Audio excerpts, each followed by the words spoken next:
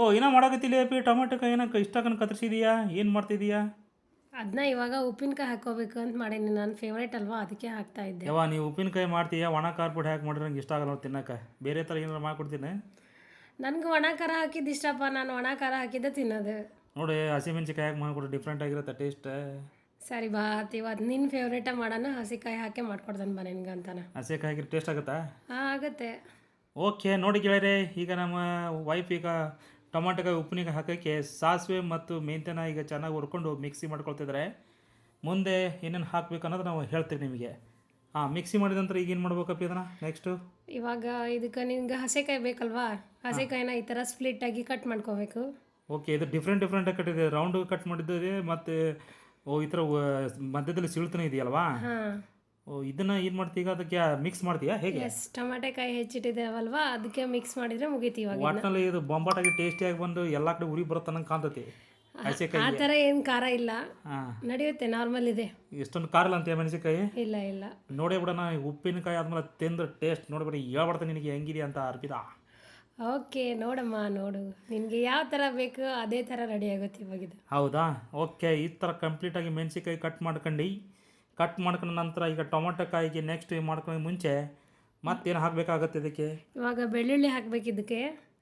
ಬೆಳ್ಳುಳ್ಳಿ ಚೆನ್ನಾಗಿರೋ ಬೆಳ್ಳುಳ್ಳಿ ಆರಿಸ್ಕೊಂಡು ಸ್ವಲ್ಪ ಅದನ್ನ ಕ್ರಷ್ ಮಾಡ್ಕೋಬೇಕು. ಅಯ್ಯೋ ಮಾರೈತಿ, ಬೆಳ್ಳುಳ್ಳಿ ಹಾಕಿ ಉಪ್ಪಿನಕಾಯಿ ಮಾಡ್ತಾರಾ?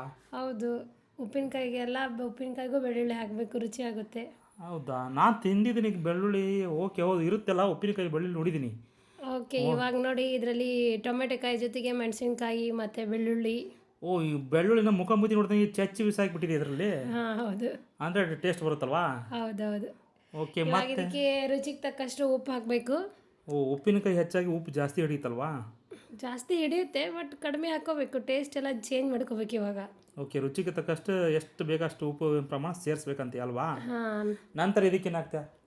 ಅರಿಶಿನ ಪುಡಿ ಹಾಕ್ಬೇಕು ಇವಾಗ ಇದಕ್ಕೆ. ಓಕೆ, ಇದು ಕಂಡ್ರೆ ಕಲರ್ ಕನ್ಸಿಸ್ಟೆಂಟ್ ಆಗಿ ನೋಡೋಕ್ಕೆ ಚೆನ್ನಾಗಿ ಬರುತ್ತಲ್ಲ. ಹಾಂ ಹಾಂ. ನೋಡಿ ಈಗ ಅಷ್ಟು ಕೂಡ ಹಾಕಿ ನಾನು ಹೆಂಡ್ತಿದ್ದನ್ನು ಗರ್ರ ಗರ್ರ ಅಂತ ಆ ಕಡೆಯಿಂದ ಈ ಕಡೆ, ಈ ಕಡೆಯಿಂದ ಆ ಕಡೆ, ಕೆಳಗಡೆಯಿಂದ ಮೇಲ್ಗಡೆ ತಿರುಗಿಸ್ತಾ ಇದ್ದಾಳೆ ನೋಡಿ. ಅನಂತರ ಇದೇನೋ ಏನೋ ಮಿಕ್ಸ್ ಮಾಡ್ತಿದ್ದಲ್ಲ ಪೌಡ್ರು. ಓ, ಇದು ಈಗ ಮಿಕ್ಸಿ ಮಾಡ್ಕೊಂಡಿಲ್ಲ, ಸಾಸಿವೆ ಮತ್ತು ಮೆಂತ್ಯ ಕಾಳು ಹುರಿದ ಪುಡಿ ಅಲ್ವಾ? ಹೌದು. ಓಕೆ, ಒಗ್ಗರಣೆಗೆ ಹಾಕ್ತಿದೆ ಈಗ. ಹಾಂ, ಒಗ್ಗರಣೆಗೆ ಎಣ್ಣೆ, ಸಾಸಿವೆ, ಜೀರಿಗೆ, ನೋಡಿ ಈಗ ಎಣ್ಣೆ, ಸಾಸಿವೆ, ಜೀರಿಗೆ ಹಾಕಿ ಕರಿಬೇವು ಹಾಕಿ ನಮ್ಮ ಹೆಂಡತಿ ಚಟಪಟ ಮಾಡಿದ್ಲು. ಅನಂತರ ಇದಕ್ಕೆ ಸ್ವಲ್ಪ ಬೆಲ್ಲ ಹಾಕಬೇಕು. ಓಕೆ, ರುಚಿಗೆ ತಕ್ಕಷ್ಟು ಬೆಲ್ಲ ಸೇರಿಸ್ತಿದ್ಯಾ? ಹಾಂ. ಅನಂತರ ಇದನ್ನು ಒಗ್ಗರಣೆ ಸೇರಿಸ್ಬೇಕು ಅದಕ್ಕೆ ಲಾಸ್ಟಿಗೆ ಅಲ್ವಾ? ಅಷ್ಟೇ. ಓ, ಒಗ್ಗರಣೆ ಸೇರಿಸಿ ಇದನ್ನು ಕಂಪ್ಲೀಟಾಗಿ ಮತ್ತೆ ಒಂದು ರೌಂಡ್ ಮಿಕ್ಸ್ ಮಾಡಬೇಕಲ್ವಾ? ಹೌದೌದು. ನೋಡಿ ವೀಕ್ಷಕರೇ, ಈ ಥರ ಉಪ್ಪಿನಕಾಯಿ ಮಾಡ್ಕೊತೀನಿ, ಸೂಪರ್ ಆಗೈತೆ. ನಾನಂತೂ ಇದನ್ನು ಇಷ್ಟಪಡ್ತಾ ಇದ್ದೀನಿ.